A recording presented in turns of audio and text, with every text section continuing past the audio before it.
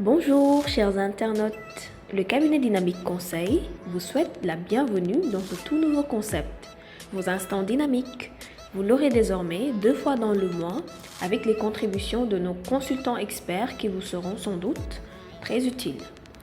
Dans ce premier numéro, nous allons parler de la spécificité de la pratique du management en Afrique. Aujourd'hui, nous accueillons Monsieur Ngom, manager du cabinet Dynamique Conseil. Dites-nous, Monsieur Ngom, qu'entendez-vous par manager? Quand on parle de management, on parle d'Africains. Je pense qu'il est important à un moment donné de faire un link entre les deux. Et ce dont je me suis rendu compte, c'est que, en partant du principe que la finalité même d'une entreprise, c'est la rentabilité. Toute entreprise se crée, c'est pour être rentable. La rentabilité est alors un objectif pour les dirigeants, mais aussi c'est une contrainte parce qu'il y a cette envie-là de survie et de développement. Alors, ce que l'on appelle management, c'est alors la formalisation d'un ensemble de pratiques destinées à résoudre les problèmes de l'entreprise au fur et à mesure de son développement.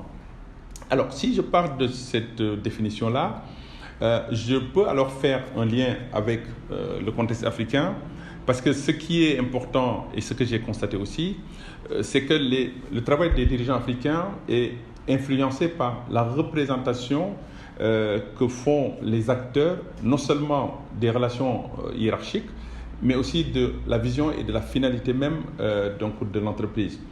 Partant de là, le manager africain, il est aujourd'hui caractérisé par ce souci de maintenir une relation humaine, et en empruntant les travaux de Max Weber, je fais la distinction aujourd'hui nette entre ce qu'il appelle l'éthique de conviction et l'éthique de responsabilité.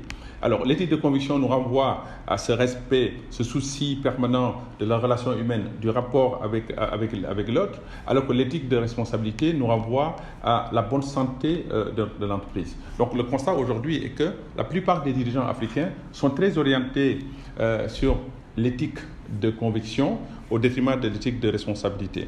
Et le résultat aujourd'hui, c'est que on voit beaucoup d'entreprises, si je prends le cas du Sénégal, qui ont été créées. Et une fois que le fondateur, par exemple, disparaît, on a la plupart de ces entreprises-là qui rencontrent des difficultés. Et donc, la conclusion qu'on peut tirer, c'est que toute activité humaine doit avoir des fondements ou des convictions morales.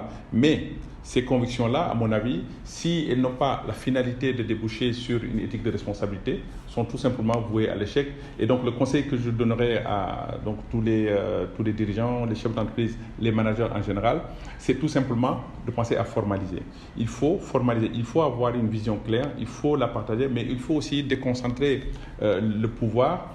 Et aujourd'hui, ce qu'on voit, c'est que la plupart des dirigeants portent commercialement leur entreprise, et donc il faut tout simplement partager le carnet d'adresse et permettre à ce que l'envie, les objectifs, mais aussi derrière la performance de l'entreprise soient distillés à travers l'ensemble des collaborateurs et que ce soit porté par tout le monde et non porté par une seule personne. Je vous remercie et je vous donne rendez-vous prochainement pour un autre thème. Merci Monsieur Ngom, merci à vous chers internautes. Vous pouvez interagir sous cette vidéo en nous posant vos questions ou tout simplement donner votre avis ou partager votre expérience. Nous vous donnons rendez-vous dans 2 semaines pour le prochain numéro où nous allons parler de l'expert et du manager. Surtout, n'oubliez pas de vous abonner.